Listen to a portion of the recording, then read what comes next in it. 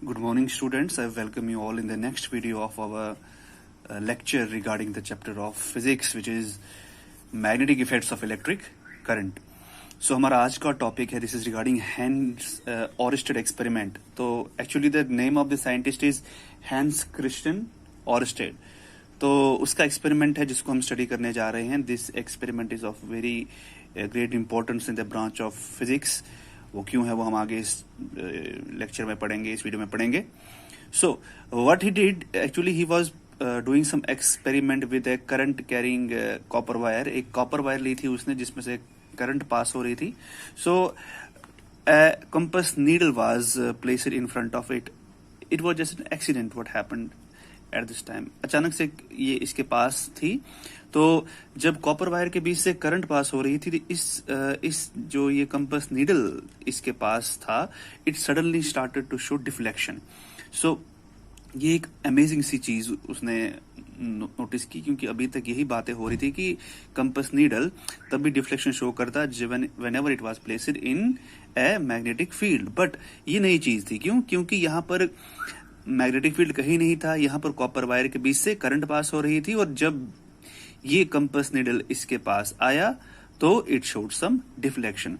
सो यही बात अगर हम लेबोरेटरी में अच्छे से स्टडी करें तो हमें कॉपर वायर का सर्किट यहाँ पर ड्रॉ किया है मैंने, और उसके साथ ही मैंने compass needle, magnetic compass needle यहाँ पर प्लेस किया है. जब मैं ये सर्किट कंप्लीट करता हूँ तो यहाँ पर करंट फ्लो शुरू हो जाएगी, और ये मैग्नेटिक नीडल जो है it will start showing deflection. ये डिफ्लेक्शन शो करेगा.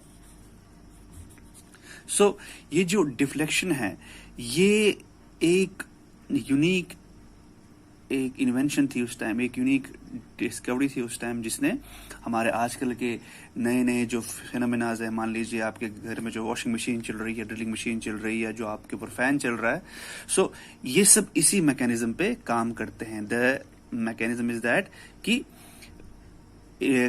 करंट कैरिंग जो कंडक्टर है उसके जरिए हम डिफ्लेक्शन पैदा कर रहे हैं. किसमें? मैग्नेट में. ठीक है. So this became the foundation for various electric appliances that are running in your home, that is washing machine, drilling machine, fans. तो यहां पे क्या हुआ, यहां पर कंपास जो है वो डिफ्लेक्ट हुआ इन केस ऑफ इलेक्ट्रिसिटी. अभी तक हम यही स्टडी कर रहे थे कि compass needle is showing deflection whenever it is placed in a magnetic field. But यहाँ पर नई चीज हमें देखने को मिली कि जो कंपास नीडल है it is showing deflection whenever it is placed in an electric field. So this means there is some relation between this current carrying conductor and the magnetic field produced. क्यों? क्योंकि deflection तभी होता जब magnetic field पैदा हो रहा था, but यहां तो कहीं मैग्नेटिक फील्ड नहीं है. तो दैट मीन्स कहीं ना कहीं इस करंट और मैग्नेटिक फील्ड में कोई ना कोई रिलेशन है, तभी यहां पर डिफ्लेक्शन हुई. सो इस डिस्कवरी के बाद एक नई ब्रांच पे लोगों ने काम करना शुरू किया, जो रिलेशन बताने लगी इलेक्ट्रिसिटी और मैग्नेटिज्म पे, and that was called electromagnetism. It became a new branch in physics after this discovery. तो एक नई ब्रांच की शुरुआत हुई इस डिस्कवरी के बाद, and that branch was called electromagnetism. So this was Oersted observation. So हमने यहां देखा कि करंट कैरिंग कंडक्टर या करंट कैरिंग कॉपर वायर के जरिए एक मैग्नेटिक फील्ड पैदा हो रहा है, और which has compelled the magnetic compass और नीडल टू शो डिफ्लेक्शन. अब हम इस कॉपर वायर को अगर स्ट्रेट वर्टिकल खड़ा कर दूं, इसका बिहेवियर, इसके अराउंड जो मैग्नेटिक फील्ड है उसको स्टडी करने के लिए, तो मैंने इसको वर्टिकली खड़ा कर दिया है कॉपर वायर को. और अगर मुझे इसके इर्द गिर्द मैग्नेटिक फील्ड को स्टडी करना है तो मैं वही सेम एक्सपेरिमेंट यहां भी कैरी ऑन करूंगा जो मैंने बाहर मैग्नेटिक के टाइम किया था. मैंने यहाँ पर इसको कॉपर वायर को एक कार्डबोर्ड के बीच से पास किया है, और इसके इर्द गिर्द मैंने आयरन फिलिंग्स जो है स्प्रिंकल किए हैं, बिखेर दिए हैं. तो जिस पैटर्न में आयरन फिलिंग्स अपने आप को एडजस्ट करेंगे तो वही पैटर्न बनेगा मैग्नेटिक फील्ड का. तो आपको शायद पिछला वीडियो रिवाइंड हो गया होगा जहां पर हमने बार मैग्नेट के इर्द गिर्द मैग्नेटिक फील्ड का बिहेवियर स्टडी किया था, वही हम यहाँ स्टडी करने जा रहे हैं. सो जब मैंने आयरन फिलिंग्स को यहाँ पर स्प्रिंकल किया तो व्हाट आई नोटिस दैट वो आयरन स्प्रिंग्स अपने आप को इस पैटर्न में उन्होंने डालना शुरू कर दिया। They adjusted themselves in a circular pattern. तो ये सर्कुलर पैटर्न को जब मैं कंटिन्यूस लाइन से ज्वाइन करूंगा तो ये कॉन्सेंट्रिक सर्कल्स बन जाते हैं। It becomes concentric circles. और ये अगर मुझे अब यहाँ पर डायरेक्शंस फाइंड आउट करनी हो तो सिमिलरली जैसे मैंने वहां पर कंपास नीडल को हर एक पॉइंट पे यहाँ पर प्लेस किया था, तो यहाँ पर जब मैं डिफरेंट डिफरेंट पॉइंट्स पे कंपास नीडल को प्लेस करूंगा तो I will get the direction like this. ये डायरेक्शन मुझे वहां पर मिलेगी। So by this what I am actually finding out that I am finding out the magnetism in case of a current carrying conductor। Straight current carrying conductor के time magnetic field का behaviour कैसा होगा उसको हम study कर रहे हैं साथ ही साथ। देखिए अब यहां पर हमने नोटिस किया कि जो मैग्नेटिक फील्ड ऑफ लाइंस है दे आर कॉन्सेंट्रिक। और जैसे ही यहां पर मैं करंट की इंटेंसिटी को बढ़ाऊंगा तो डिफ्लेक्शन भी ज्यादा होगा। जो ही करंट की इंटेंसिटी कम होगी तो डिफ्लेक्शन भी कम होगी।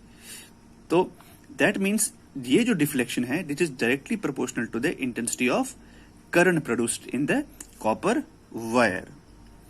सो if the current increases deflection will also increase. क्यों? क्योंकि strength of magnetism increases. That means current जितना ज्यादा इस कॉपर वायर से फ्लो होगा उतनी ही ज्यादा मैग्नेटिक फील्ड प्रोड्यूस होगी और उतनी ज्यादा डिफ्लेक्शन होगी। दैट मीन्स करंट इंक्रीज अगर होगी तो मैग्नेटिक फील्ड भी इंक्रीज होगी in case of straight current carrying conductor. Second point is that अगर मैं करंट की इंटेंसिटी सेम रखूं और इसकी डिस्टेंस वेरी करूं, इसको मैं यहां पर प्लेस कर दूं इस पॉइंट पे, so at that time distance is getting increases. तो इसका इफेक्ट भी आहिस्ता आहिस्ता डिफ्लेक्शन का जो इफेक्ट है वो भी कम होगा। जिस इंटेंसिटी से यहां पे डिफ्लेक्ट हो रही थी उस इंटेंसिटी से यहां पे डिफ्लेक्ट नहीं होगी, तो ये आराम से डिफ्लेक्ट होगी। दैट मीन्स जब मैं डिस्टेंस इंक्रीज कर रहा हूं करंट कैरिंग कंडक्टर से कंपास नीडल की, तो उस टाइम भी हमारा जो स्ट्रेंथ है मैग्नेटिक फील्ड का वो वैरी हो रहा है। क्योंकि डिस्टेंस वैरी हो रहा है तो यहां पर डिफ्लेक्शन भी उसी के अकॉर्डिंग होगा, डिफ्लेक्शन भी कम होगा। दैट मीन्स अगर डिस्टेंस में इंक्रीज कर रहा हूं तो जो मैग्नेटिक फील्ड की जो स्ट्रेंथ है वो डिक्रीज होगी और डिफ्लेक्शन जो है वो लेस होगी। और तीसरा पॉइंट मुझे यहां पर समझने को ये मिल रहा है कि जो मैग्नेटिक फील्ड लाइन्स है दे आर कॉन्सेंट्रिक। अगेन जब भी मुझे यहां पर डायरेक्शन निकालनी होगी तो मैं कॉन्सेंट्रिक लाइंस पे, मान लीजिए किसी भी पॉइंट पे अगर मुझे डायरेक्शन निकालनी हो इस पॉइंट पे, तो मैं इस पॉइंट पे टेंजेंट ड्रॉ कर देता हूं। तो the tangent at the magnetic lines of force मुझे बताती है डायरेक्शन ऑफ मैग्नेटिक फील्ड। ये हम स्टडी कर चुके हैं। तो ये टेंजेंट यहां पर मैंने ड्रॉ किया, it gives me the direction of magnetic field at that point, इस पॉइंट पे। सिमिलरली अगर मैं यहां पर टेंजेंट ड्रॉ करता हूं तो यहां पर मुझे बताएगा ये डायरेक्शन ऑफ मैग्नेटिक फील्ड। सो अगर यहां पर मैं ऑब्जर्व करूं, मैंने यहां पर ऑब्जर्व किया कि जब direction of current from A to B थी तो मैग्नेटिक फील्ड ऑफ लाइंस की डायरेक्शन एंटी क्लॉकवाइज थी। व्हाट विल हैपन अगर मैं इनकी डायरेक्शन रिवर्स करता हूं? If the current is travelling from top to bottom, so what will happen to the direction of magnetic lines of field? तो उस time इनकी डायरेक्शन भी रिवर्स हो जाएगी। इसका मतलब ये कि डायरेक्शन ऑफ करंट जो है वो डिसाइड करेगी डायरेक्शन ऑफ मैग्नेटिक फील्ड। अगर मैं करंट की डायरेक्शन रिवर्स करता हूं तो मैग्नेटिक फील्ड की भी डायरेक्शन रिवर्स होगी। So this was all about Oersted observation and current magnetic field due to a current carrying conductor, straight current carrying conductor.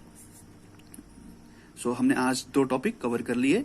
अगर आपको कोई डाउट है you can ask me. Thank you very much.